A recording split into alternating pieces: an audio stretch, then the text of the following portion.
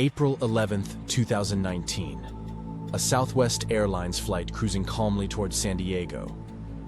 The pilots have just leveled off. Suddenly, they spot something strange moving overboard.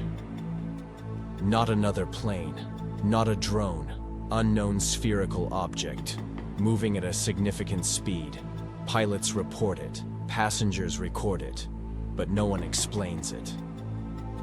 Another case was recorded by passenger of a Boeing 747, where an unknown object accompanies the plane. A passenger on tourist plane H874 also recorded a strange object. An unknown object flew past them at high speed.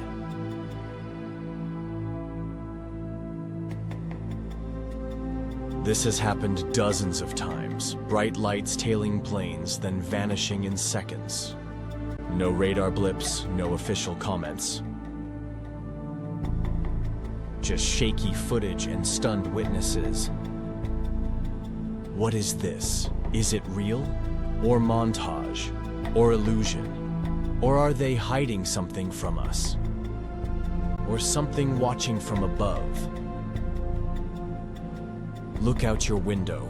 You might not be flying alone.